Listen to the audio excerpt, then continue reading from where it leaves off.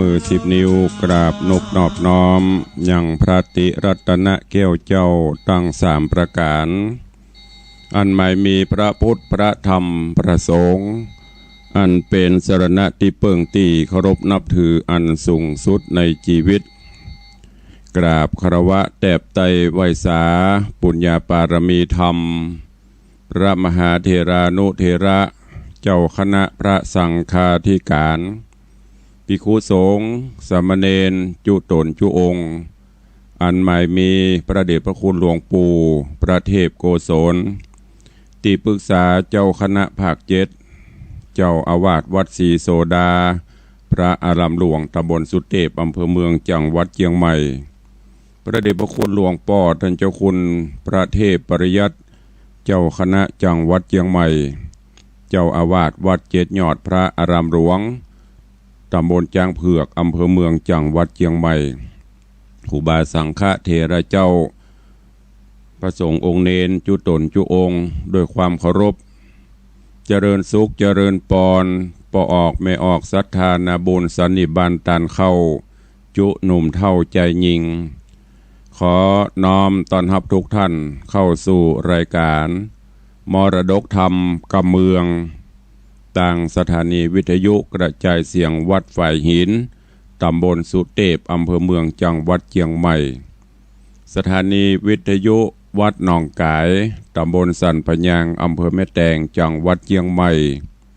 สถานีวิทยุ CM77 วิทยุอินเทอร์เน็ตล้านนา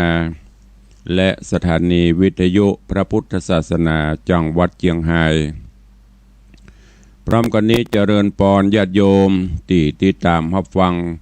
ต่างเฟซบุ๊กเฟซไลท์ต่างเว็บไซต์ต่างๆอยู่ในเวลานี้รายการนี้ดำเนินโดยอาตมาภาพพระครูวิสิทธิ์ศรีลาภรณ์เจ้าคณะตำบลป่าแดดเจ้าอาวาสวัดวังสิงห์คำตำบลป่าแดดอำเภอเมืองเชียงใหม่จังหวัดเชียงใหม่เป็นผู้ดำเนินรายการก็จะได้น้อมนำเอาธรรมะสาระธรรมแบบปืนบ้านล้านนามาเทศนาให้ทุกท่านได้สดับรับฟังกันก็เฮาพบเฮาปะกันถึงวันไม่มีวันหยุดไม่มีวันเว้นตั้งแต่เวลา6 โมงป่ายซะหน่อยถึง7 โมงโดยประมาณเด้อพบปะกับตุลุงในวังก็ต้องขอกราบขอบพระคุณกับท่านผู้อำนวยการทุกสถานีและก็ท่านเจ้าพระครูสมุวิสุวัฒน์วรกิโจท่านผอ104.50ได้เป็นแม่ข่ายลักตลอดจนท่านผู้อำนวยการทุกสถานีที่รับลิงก์สัญญาณจากแม่ข่ายกระจายเสียงฮือกับญาติโยมได้ฟังเสียงธรรมะกันปากันวันนี้ก็เป็นวันหยุดเนาะวันนี้เป็นวันหยุดอยู่บ้านอยู่จองเสียงตุเจ้าก็คงจะแหบลงหน่อยเนอะวันนี้ก็สีจะสาบวัดสีจะสาบค่อยๆเนอะเพราะว่าอากาศก็เปลี่ยนแปลงห้อนหนาวประกอบกับภารกิจศาสนกิจก็ได้ปฏิบัติมาหลายมื้อหลายวันก็อย่างที่ได้บอกไปถ้ามันบาดนักหนาสาหัสก็เป็นสดแต่ถ้ามันบ่ไหวก็เอาแห้งมาพ่องก็ต้องขอบคุณกับญาติโยมศรัทธาตัวที่ได้ ติดตามรับฟังกันมาโดยตลอดเนาะวันนี้เบอร์ละ 2-3 วันก่อนเบลอเอาทำบ่ายมาเตะเจ้าเอาเจ้าไปเตะบ่ายสลับซับเปลี่ยนกันเป็นว่าเมื่อเจ้านี่จะเป็นเรื่องของนางปัปพะตาราเลี้ยงแม่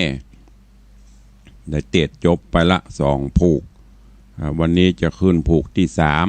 3ก่อนที่จะเตะในผูกที่3ก็ขอนำเอาเรื่องราวในตอนก่อนในผูกที่2มาเอ่ยกันหน่อยเนาะเพราะวันนั้นมันจะซับสนอย่างตุลุงอันมาเจ้าวันก่อนเป็นปัปปตาลาสดไปสดมาเป็นกำพร้าเล็กในมันปีนไปสับมาก็ ในเรื่องราวของปัปปตาลา ในตอนที่แล้วหลังจากที่สองตุกตะเอาแมวไปปล่อยแมวก็ย้ายโดนปล่อยกำเป็นยังด้วยสัญชาตญาณก็เสาะว่าหากินซึ่งแมวก็ดันโดนไปปุ่นจนไปถึงถ้ำก็เป็นที่พำนักที่อยู่ใหม่เสาะว่าหากินไปแล้วก็องค์อมรินทร์พระอินทร์เจ้าฟ้าก็ได้ส่องหูเล็งหันก็ได้ช่วยสงเคราะห์โดยช่วยปกป้องคุ้มครองภัยต่างๆฮือกับแมวป่ายปอก็ได้ส่งเทวดาสองตนซึ่งมดบุญจากสวงสวรรค์ชั้นฟ้าได้ลงมาจุติมาเกิดถึงสองนางเทวดาสองนางนี่ก็ จะว่ามีถึงบุญแล้วก็ใจกรรมตัวได้ลงมาเกิดเป็นลูกแมวแมวตัวนี้ก็การลูกคนเดียวก็จะนี่แหละเกิดกับถึงสองคนแต่ว่าบุญบารมี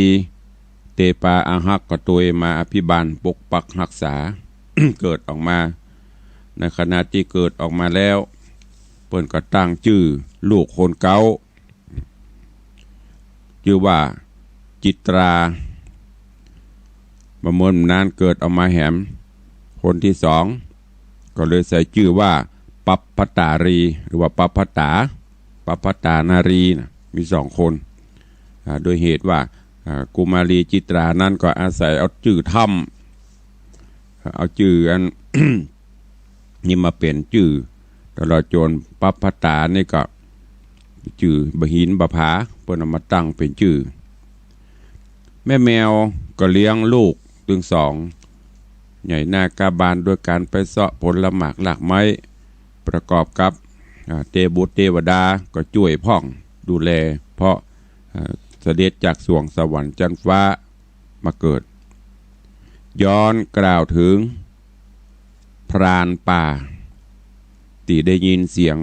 ได้ยินจิตอันกำเปิ้นเล่าขานว่าป่อพญาใครได้กู้ข้างกู้กิมไว้สืบบัลลังก์ไว้มีผู้สืบตระกูลพรานก็ดันโดนไปตามป่าตามเขาตามอาชีพของพราหมณ์เจาะหล่ากวางฟันอย่างต่างๆเนี่ยขณะนั้นเตบุตรด่านเจ้า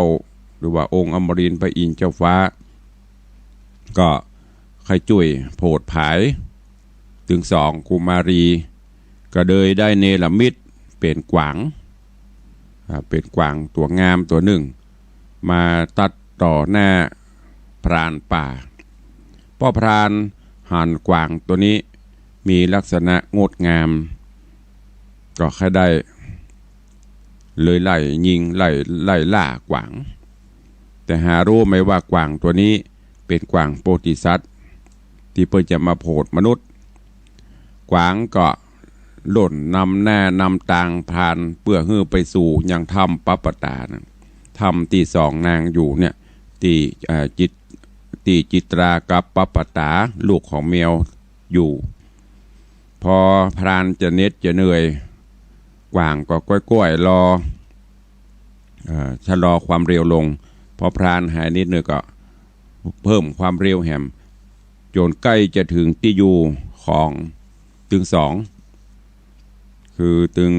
ที่อยู่ของจิตรากับปัปปตากวางซึ่งพระอินทร์เนรมิตมาก็รับแลบลอมแลมเข้าลืบผาลืบอย่างหายแซบพรานตัวมาหายไปไหนแล้วนี่ลบเข้ามาตำนี้บลังอยู่ตำลืบผาลืบถ้ำนี่กะก็ซ้อตาม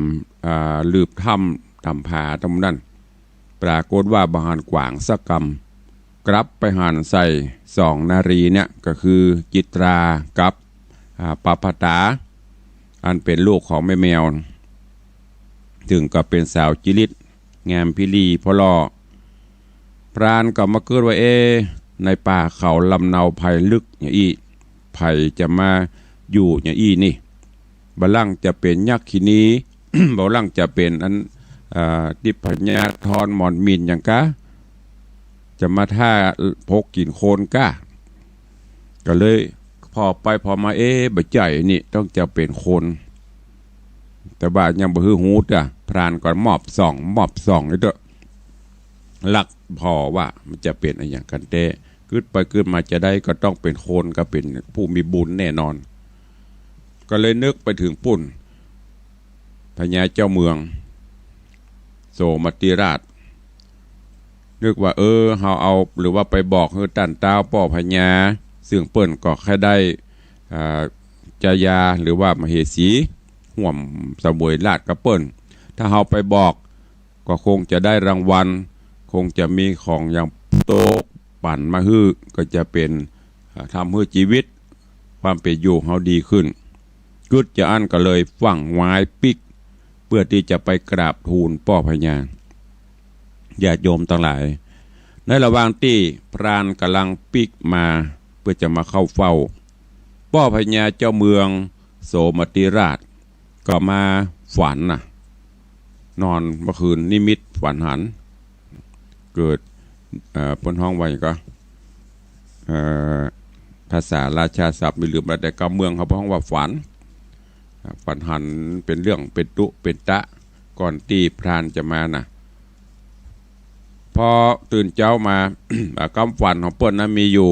5ประการก่อนที่พญาโสมติราชฝันอันที่1ฝันว่ามีผู้ชายคนหนึ่งผิวหมอกแดงดำเนี่ยเอาดอกบัวคำ2 ดอกลูกมันตั้งปุ่นตั้งโหนมันออกปุ่นเอามายื่นถวายปุ่นก็ฮับเอาสักกรรมดอกนั้นก็กลาดเกลียวหายไปอันที่2ฝันว่ามีช้างป่าช้างเผือกแก้วงางอนตัวหนึ่ง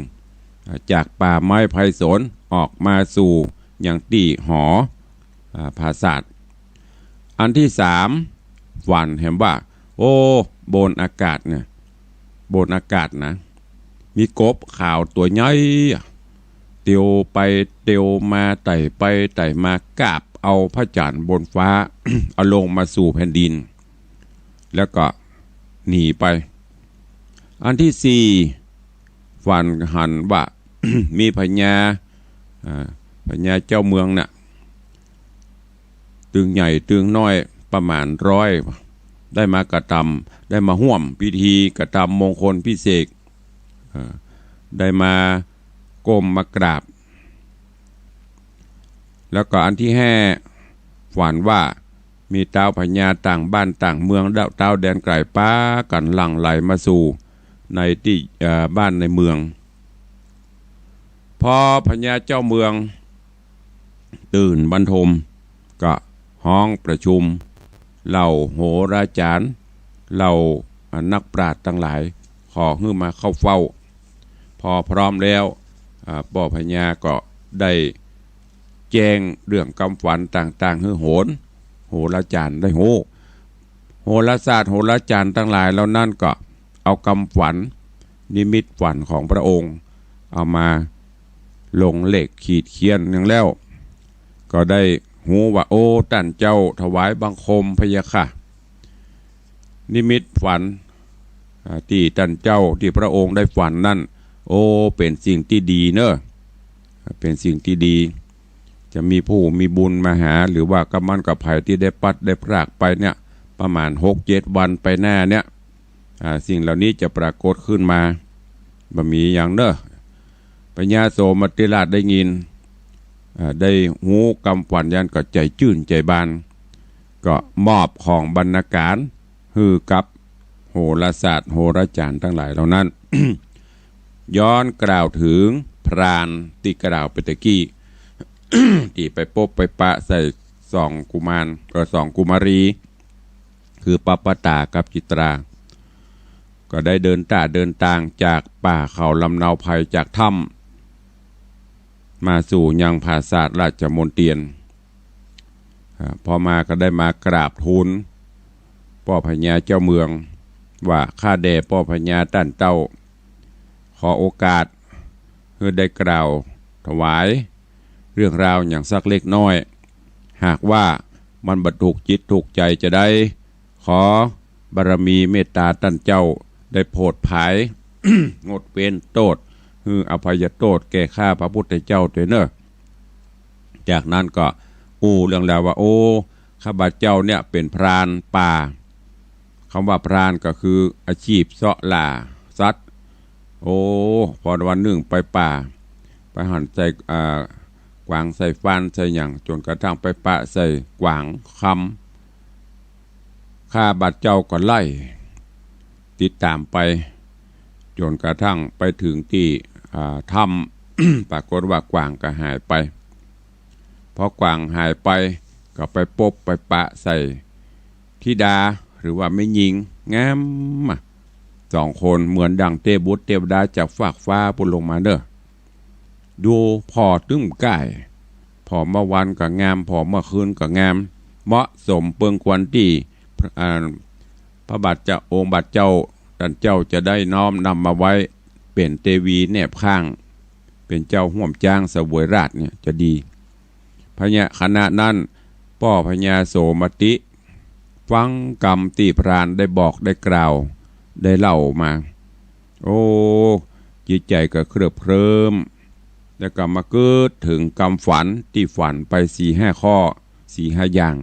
ตีปโหนเปิ้นก็ได้บอกไปเกิดไปเกิดมาเบรนโอเขาคงจะได้ปะกูปะกิมกันเนี่ยก็เลยสั่งพ่อพรานว่าจะเตรียมเนื้อเตรียมตัวจะเข้าไปดูไปพอตามติพรานป่าได้เข้ามากราบทูลเรื่องราวของปัปปตาราเลี้ยงแม่จักเป็นจะได้เจิญญาติโยมทั้งหลายติดตามรับฟังในผูกทวนที่3ตอนที่1ต่อไปณโอกาสบัดนี้ นะโมตัสสะภะคะวะโตอะระหะโตสัมมาสัมพุทธัสสะโสพุทธังกุโรตัสสะสุจวานังสุตวามหาโยทังอนาเปตวาปัสสะธานิคามณิติติสาทะโว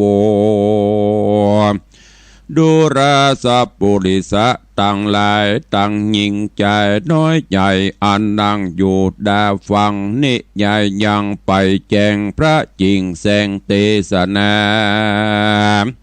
ว่าภิกขเวดุราภิกขุตั้งหลายตนเป็นสายอริยะเจ้าทุกคำเจ้าภาวนาส่วนนอพุทธาหน่อยนาดฟังโอกาสทุนสาแข่งพรานดงนาป่าไม้ว่ามี2หน่อไทยกันยาอยู่คุกหาทำเกี่ยวงามเลิศแล้วนำนาจริงพิจารณาทวนทีถึงยังที่กำฟันก็มีใจ ใครหันยอดซอยจริงกล่าวถอยกำไปบอกเสนาในผู้ใหญ่อันใส่ไว้ต่างตนแห้งลีปนไว้ท่าอย่าเนินจ้าบัดเดียวเสนาเรียวรีบหาวตีกองเปล่าสัญญาส่วนโยธาหนุ่มเนาอำมาตย์เก้ากว่าเสนาตังประจาม้วนหมู่กันเขาหูขี่ยามก็รีบมาบ่จ้าอยู่พร้อมหน้าจอมกันเต็มโรงกันยัดทีบ่มีที่แซมซอนดังนากรใหญ่กว้างจักแตกมั่งเพตาการกาละวันมาจวบควายเสนาใหญ่ต่างตาก็อาราธนาหนอเนาบุญบ่อเศร้าหนอมุนีก็มิหันเลยนะมือนานพญาโสมติราชบุญนาการเสนาผู้ใหญ่มาขับไว้ทูลสาก็ไกลกราย้ายบาทจากภาษาพังกา เสด็จมาขี่จ้างตัวเอกอ่างมงคลนำรีบปนมวนมากออกไปจากเวียงใจพรานดงไพรใจกล้าออกก่อนหน้านำตาง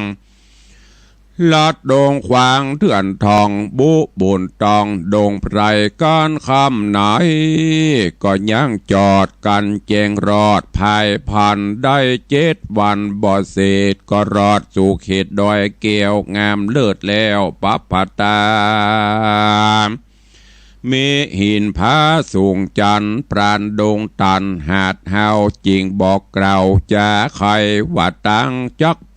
ปนาย่อมเป็นป่าอุกนาโหนตั้งหาบอดใดเหตุนั้นไซเฮามวลหมู่กวนยังอยู่เศร้าสาวันผูกมามือเจ้าก้อยไต่เต้าภายผ่านก็กลุ่มวันด้าน ก็กลุ่มวันด้านสอดจักไปรอดคู่หาบ่ยาจะเล่นนากัสมิงคะเนในขณะนั้นใส่เจ้าหนอไทยถ้าโรงยานป่าปริวานมวลหมู่อมาตกู้เตรียมใจเสนาในไพรน้อยตั้งคาคอยและโยธาอันเตียวมาหิวหอดหือยังจอดเศร้าโอนอนนายดงดอนป่าไม้ดารอดไกลคู่หาแห่งสองทิดางามแง่แมวผู้เป็นแม่ก็ฝันนิมิตหันยังเสือตัวใหญ่เหลือโครงท่าเอาเตียวไต่เต่ามาหาแล้วควักเอาตาสองข้างเอาสัตว์ขว้างไปไกลตกไปในไปแจงบ่หูแห่งที่สามก่อนจักดารุ่งแจงมันก็สะดุ้งแล้วตื่นเอาขายื่นไปหน้าป่าก็ใครจะ ว่าเอาตากูมาเอาตากูมาดังนี้จะใจก็มิงหันแลนะตาในกาละนั้นใส่เต้าบุญใหญ่เทวดาอันรักษาป่าเศร้าก็ได้เข้าบันโดลแมวตนวิเศษมีจิตเจตลงไหลใบหน้าไปสะแวงหามูลละพาลาลูกไม้มีบ่อไรไพรโซนแล้วเอากำปนเอาผ้ากำปนวิเศษผ้าดิบเตศสำลีเอาผืนดีไปนาตึดหูนอดลาบุญนาสองกันแย่พี่น้องอยู่แห่งห้องไปในบ่หือใดยินเสียงสัทธะสำเนียงจ้างแม่โยธากรามวลหมู่อันโหร้องอยู่ยินดีส่วนนอหมูนี้น้อยนาดโสมาติราชนอดเนากันตื่นเจ้ารอดควายก็หือเสนาหลายเวทออมวังเวทล้อมจุไปเสนาใหญ่หลายแหล่แวดจุแง่เต็มดอยระวังกอยไปนาบ่ฮือสองนอดลาพระนีส่วนนอมุนีบุญกวางก็มาขี่จ้างเพื่อแก้วงามเลิศแล้วมงคลมีตัวตนสูงใหญ่ออกเตียวไตไปหาพร้อมเศษนาอำมาตย์พรานหาวหาดดงรีจอดนับมีอันใด7 คนไข้เป็นหมายกันพันภายรอดแล้วเต้าตนแก้วบุญกวางก็ลงจากจ้างไปหา ส่วนการแย่นอดเดาหันนะเจ้าบุญมีก็อันจุลีกลมกล่าวแล้วด้านเล่าจะทำเป็นกำงามหลายหลากว่าเจ้าลูกจากได้มาเป็นยักษ์ขาป่าไม้เทพไทยอินพรหมพญาโยมมาราชหรือครูดนาคนาคาประสงค์ได้จะมาที่นี่จุงกล่าวจี้ตามเมนอบมุนียอดซอยฟังนอดน้อยจะทำเป็นกำงามบ่เศร้าก็บอกเล่าใครจะ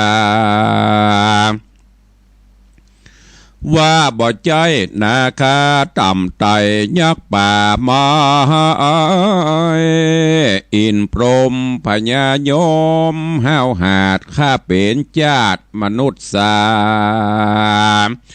สะเวยปาราใหญ่กว้างมีชื่ออ่างวาราชกหานากรนามากรนากล่าวไว้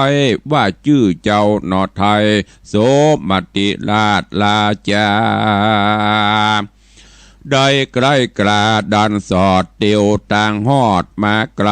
มีเหตุใจใครใดแก้วแก่นไทยบุญหาส่องดวงตาตั้งกู้นำไปอยู่ปุรีเป็นเตวีน้อยนาฏสะวยราชห่วมเต้นเป็นลักแก่นแก่เมือง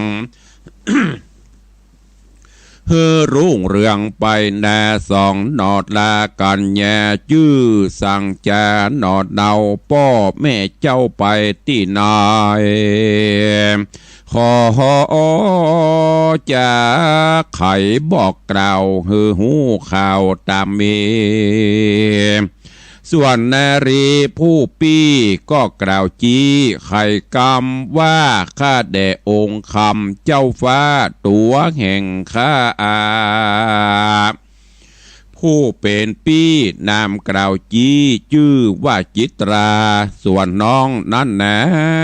ชื่อซอยว่านางนอดน้อยปะพัตตาลาเจ้าสองขาพ่อแม่ตายเสียแต่เมินมาเมื่อข้านี้นะน้อแอน้อออยบอดที่ถอยกำคนข้าทุกจนหลายหลากเก็บหัวจวักหัวมันมากินกันตังข้าเอานางบอกเล่าไข่ปันฮือเจ้าห่อจันยศใหญ่หูแจงควายจุประการแล้วจะขานถามถอยกับนางนอน้อยนางน้องน้อยปัพพะตาราว่าบัดนี้นะเต้าเจ้าต้นเป็นเก้าปุรีคุณนามีหลายแหล่ได้ลูกแต่เวียงใจโหนตั้งไกลบ่โหดมาผายโผดตัวเฮาเพื่อจักเอาไปสู่ยังตีอยู่ธานีเป็นมะเหสีเจ้าจ้างอยู่เมืองกว้างหอคำเป็นสุขนำบอดน้อยมีค่าค้อยยิงใจมีงัวควายจ้างมามีเสื้อผ้าพื้นดีเงินคำมีใจของกินใบหลายอย่างมีต่างนาคนนำมายื่นต้อนเย็บยื่นปอนยามวันสะลีสุพรรณน้องน้อยจักกล่าวถอยสารใดจากวานป่าเป็นกู้หรือว่าอยู่ที่นี่จุงกล่าวจี้ไข่แม่ส่วนปัพพัตตาราชน้อยนาดก็โอกาสจะคอยห ว่าข้าบ่ไปต่างเตดอยู่ดาวเขตในเมืองกลัวจักเครื่องต่ำก้อยบ่จื่นจ้อยเจอเบานนางโดงครานผู้ปี้ฟังกำจี้ไข่จ้าแห่งปัปปตาราน้องเดาก็จะโลมเล่าเอาใจ ว่าเฮาควรไปดีกว่าอยู่ในป่ากูหาเป้ก็ตู้เครื่องกาดลำบากควรไปจากดงไพรอยู่เวียงใจอย่าจะมีหมู่ข้ายิ่งใจสุขสบายบ่น้อยในภาษาซอยพังกาจิตราผู้ปี้ก็มาต่างกาวจี้ไข่ปันก็มีหันแหละนาตาน้อยกาดลานอนใส่นางนาไทยจิตราก็หูกำจานางน้องว่าจักอยู่ห้องดงไพรนางเรียวไว้บ่จะเก็บเสื้อผ้าหอมกันนำมาปันตอนแน่ฮือพรานกระผู้ใหญ่เอาไปใส่ยางตีหลังจ้างตัวเอกอ่างงางอนนางอาวรผู้โอน้องก็เรียกร้องจะขาย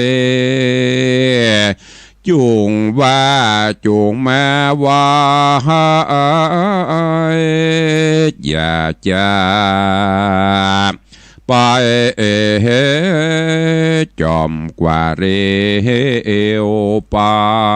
นสรีสุพันนลา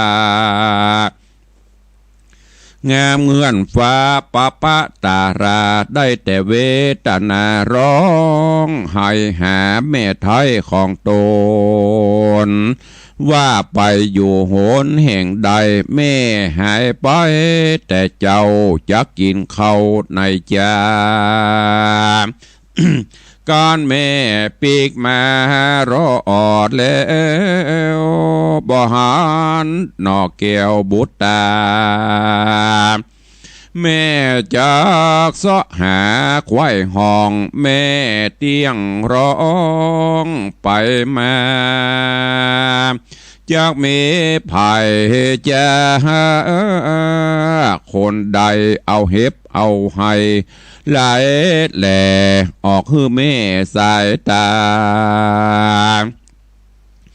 นางรีร่ำจากกล่าวถอยน้ำตาย้อยลำไหลริร่ำไรร้องไห้พระที่ไวร้องพระที่ไวองค์อาจโสมติราชราชา หันนางปะปะตารานอนเนาตุกโศกเศร้าแน่นอนจิ้งไข่กำโอกาสทำนางนาดบุญนะว่าสันใดจะร้องไห้หรือน้องไทยบุญมี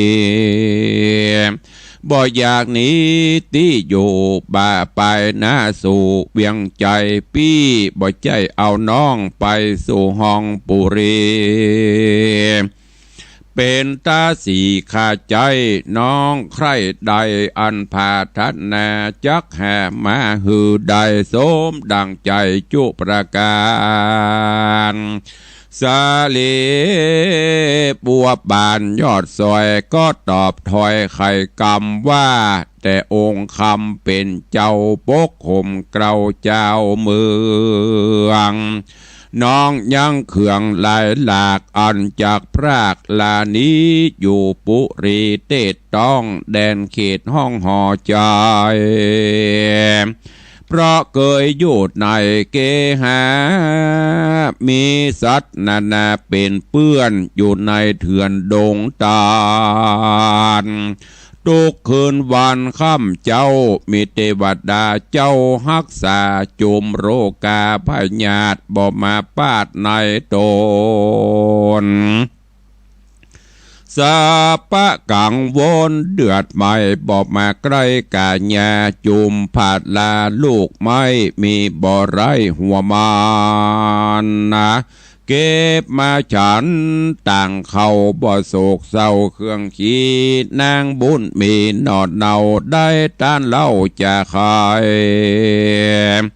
เหตุอะไรปอดแล้วอย่างแม่แมวเกี้ยวมันดาหนอพูดทาน้อยนาดฟังโอกาสทุนสามก็หูขีดยาเรื่องถอยเหตุนางยอดซอยบอกไปจริงจะคอยลมเล่าว่าดูรานางนอดเนาเหยบนมีจุงฟังดีกือทีฮือแมนตีตามธรรมคนแนะนำมวลหมู่กันมีอยู่โลกาอันมีอยู่โลกามีกรรมปะมาจ่องหอยจากต่ำก้อยเครื่องขี้เป็นเศรษฐีบางเต้าหรือโศกเศร้ามองผ่านสุขเจยบานลายแหล่ย้อนกรรมแต่ปังหลังมาปะปังตอบใส่หือได้ให้และดีคนโลกีในโลกมีสุขทุกโศกสูญกันมีอนันต์หลายหลากพ่องทุกยากอนาถาเข้าของหาบอดใดพ่องมาดไม่มองขีพ่องสุขขีข้ามเจ้าพ่องตายหนุ่มเท่าเนาไว้เยาว์วัยพ่องตายไปยามแก่พ่องตายพ่องพ่อแม่ลานี้ตายเป็นผีละพรากลางเตือน้องจากนิหายลางเตือพี่ตายมรณามโนสาโลกละภัยบ่อยู่กำฟ้ายาวนานคนขอตานเลี้ยงใส่ตุกแยกไรเครื่องขีจุมคนมีมั่งเต่าได้เป็นเจ้าพังกาเป็นพระญายศอาจอยู่ภาสัตหอคามคนหน้าน้ำใหญ่หน่อยหน้าจื่นจอยโซภาการกำมาควายจอดก็มวยมอดมรณาก็มิงหันเลนาเนติตังกีญาสังวันนาวิเศษจาห้องเหตุธรรมเทศนาปภัตตาราเลี้ยงแม่ผูกท่วนสามตอนที่หนึ่งก็บังกลมสมเรศเดชก็จบไปแถมตอนหนึ่งปภัตตาราเลี้ยงแม่อันเป็นผูกท่วนที่สามตอนที่หนึ่งขอโป่งวางไว้แต่เพียงเท่าอีเรื่องราวในตอนนี้ก็สืบต่อจากในตอนที่แล้วหลังจากที่พรานป่าได้นำเรื่องราวไปกราบทูลพ่อพญาโสมติราชพ่อพญาก็ฟังไปตัวคิดไปตัวแล้วก็ประกอบกับว่าก่อนที่พรานจะนำเรื่องราวเหล่านี้ไปกราบทูลพ่อพญาก็ได้ฝันหัน4-5 เรื่อง 4-5 ข้อด้วยกันดังที่กล่าวแต่ต้นก็นำเรื่องเหล่านี้ไปปรึกษาโหราโหรก็ได้กราบทูลว่าเรื่องราวนี้เป็นสิ่งที่ดีจะได้พบได้ปะอย่างต่างๆหลังจากนั้นพรานก็เข้าไปกราบทูลว่าได้พบได้ปะเป็นหญิง2 คนงามพิลีเพราะเหมาะสมที่จะเป็นชายาแนบข้างของพระองค์ปุ่นข้าบัดเจ้าไปหันอยู่ในป่าปุ่นอยู่ในถ้ำบุญขอกราบทูลพระบาทเจ้าลองไปพอโดจะถูกต้องเปิงใจเปิงพระไทยก่อพญาโสมติราชได้ยินอย่างนี้ก็ดีใจสั่งห้างจ้างห้างม้านำปลาเหล่าเสนาตัวกันไปเพื่อที่จะไปพอไปกอยถ้ามีแต้มีจริงก็จะได้เอาเข้าสู่บ้านสู่เมืองโอ้พ่อพญาไปพรานนำพ่อพญาไปถึงกลางต่างก็ว่าโอ้หนต่างก็ยังจะไปไกลอยู่ขึ้นดอยห้วยอยู่เนอะพักจอดย่างกันแล้วก็พอใกล้จะถึงเพิ่นก็ไปกันประมาณบ่ได้ไปเป็นขบวนขโยงยันก็ไปหูไปหันใส่ที่ดาถึง2 คือจิตรากับปปัตตาราก็ปรากฏว่าพญาโสมติหันแล้วเครือบเคลิ้มเปิงใจก็ได้สอบถามถึงสองกุมารีถึงสองโดยเฉพาะปปัตตารานี่โอ้ดักปิ้งบักไข่ปากบักไข่นี้แต่จิตราปีเก่านี่เอาอยู่แบบรายงานหมดแล้วก็เปิ่นก็ถามเรื่องราวต่างๆตึงสองก็อู้ก็เอ่ยก็จ๋า และโดยเฉพาะเนี่ยพอวันลูกเนรคุณถึงแม้เปิ้นเป็นแมวเปิ้นเลี้ยงนะแทนที่จะกราบทูลว่าข้าบัดเจ้าเนี่ยเป็นลูกแม่แมวเปิ้นเลี้ยงอีโอ้มันสมว่าจำกืดไปบอกเปิ้นครับว่าอันสองเฮานี่อยู่มาบ่มีป่อบ่มีแม่ป่อตายละแม่ตายละอีหรออันเนี้ยลองพอเราจะเริ่มแล้วนะเริ่มแล้วลูกสองคนเกิดออกมาอยู่ในต้องเดียวกันออกมาที่เดียวกันแต่ความคิดไม่เหมือนกันเริ่มคนแรกหันจะได้ไปดีจะลืมป่อจะลืมแม่ละซ้ำยิ่งซ้ำยิ่งแม่บ่เหมือนเปิ้นแม่เป็นแมวเริ่มจะรังเกียจเดียดฉันเริ่มจะกำจัดแม่ละกราบทูลเปิ้นหาว่าป่อแม่ตายแล้วก็ปลายปอไปโลดเราปลอบประโลมน้องคือน้องคอยตามว่าด่าเฮ้ยเขาอยู่ในพรำในอย่างเนี้ยไพ่กับเจ้ดูแลเขาควรจะไปอยู่ในผาศาสตร์แก้ววิมานคำกระป๋อพญานี่เปิ้นเป็นพญาเจ้าเมืองนะอีเห็นหรอกูกับถึงน้องนะส่วนน้องปปัตตาราไม่เห็นด้วย คือบหารด้วยประการทั้งปวงโอ้เขาอยู่ป่าเขาลำเนาไผ่นี่กับเจ๊ตุกเจ๊ยากอย่าลุปี้ถึงเวลาแม่ก็ไปเซาะมาให้กินหรือบ้านเขาก็ไปเซาะกินได้ละเขาใหญ่กันหมดละโลกอยู่กับแม่เนาะดีละถ้าเขาไปยาละแม่เหรอใครจะเฝ้าใครจะดูแลไผ่จะมาใส่เห็บใส่ไห้ใส่ขนใส่มัดอย่างคือแม่ไผ่จะมาวีขนคือแม่ไปเซาะมากินก็มาห้องหาเขาเซาะอย่างมือกินโอ้อูปลมจะได้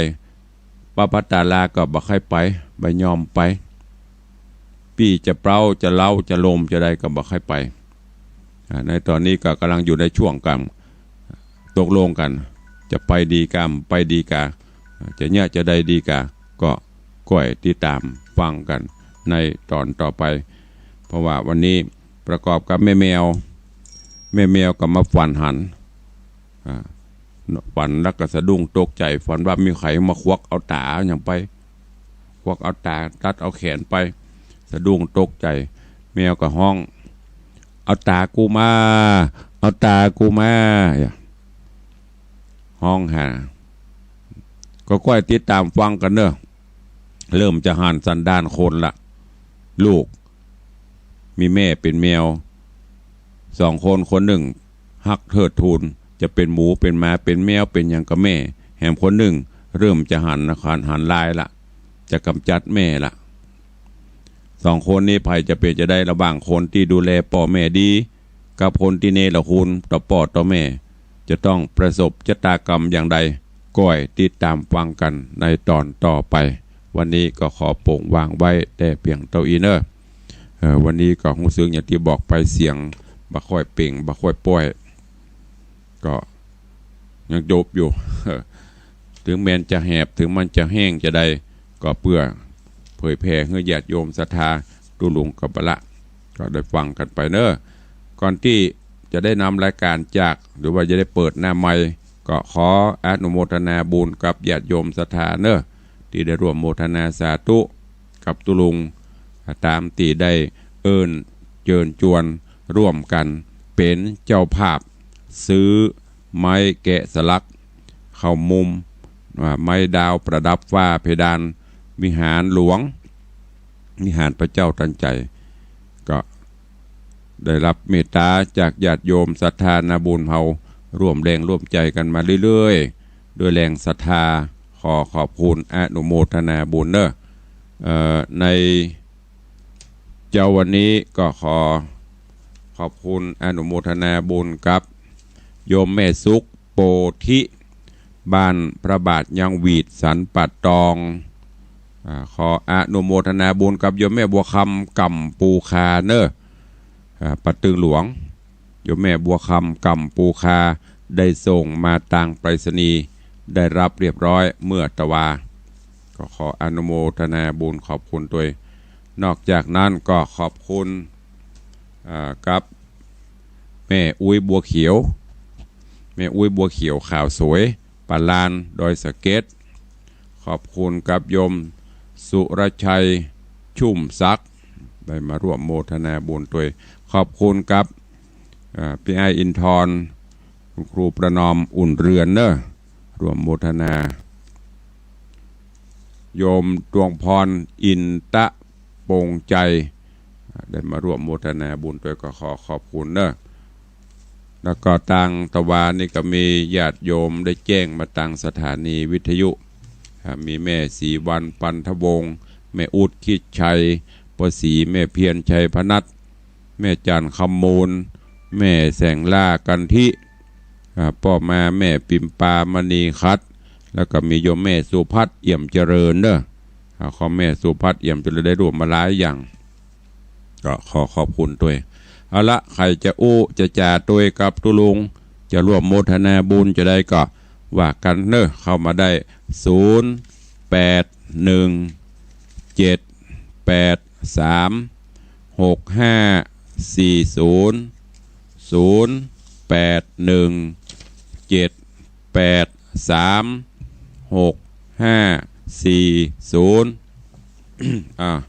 สายแรกวันนี้จะมาจากที่ไหนตั้งใดเข้ามาได้เนอะเปิดแล้วเปิดหน้าใหม่ให้แล้วฟังกันอยู่ก่อฟังที่ไหนตั้งใดแจ้งเข้ามาตะกี้โยมแม่ประณีพยัคฆ์ไคหพลถามว่าวันนี้อยู่ก็อยู่จะเข้ามาก็มาเจริญปอน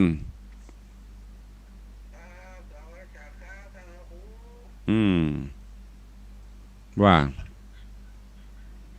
เอาว่าจะได้ผ่านอยู่เนอะฮะที่ต่างผ่านอยู่ตั้งพ่อบุญธรรมตำบลสัญญาณชัดดีเนาะครับชัดเจนดีครับขอบคุณเนอะอนุโมทนาครับผมสาธุเดี๋ยวแม่วันน้าเพิ่นจะฟันเอาไม้นั่นช่วยอยู่เนอะเพิ่นจะให้ลูกสาวโอนให้อยู่ได้ถ้ามีก็ให้ลูกสาวเขียนแล้วก็ส่งมาตั้งไลน์เนอะแม่วันน้านั่นจะช่วยแหมอันหนึ่งว่ะเพื่อเปิ้นส่งรายชื่อเข้ามาเดี๋ยวจะประกาศวันต่อไปเนอะครับผมตุเจริญปอนครับไว้สาครับขอบคุณโยมป่อบุญธรรมจากโป่งหนองเบียงป่าเป้าติดตามตลอดตุลุงเปิดตั้งแต่เจ้าของ104ตะกี้ตุลุงก็ออกทางหน้าป่อบุญธรรมกับฟังก็อนุโมทนาฟังบ่ปอเป็นสายบุญด้วยแฮมบอกบุญญาติกาพี่น้องสัมพันธวงศาห่วงบุญก็ได้หลายเตือนละลูกสาวเปิ้นตัวเนอะลูกสาวป่อบุญธรรมก็เป็นพระส่งมาต่างลายส่งรายชื่อผู้มีบุญก็ขอบคุณตัวเนอะเจริญปอน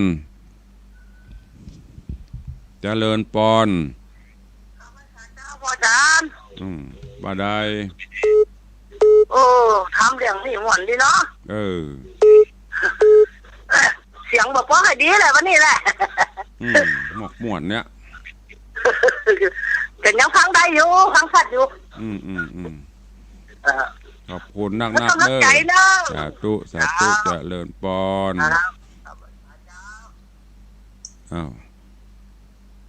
เจริญปอนว่าใหญ่ว่าชลาลีครับผมว่าทุกเสาครับสาธุเนอครับผมฟังทุกพุธทุกเสาร์วันนี้วันติด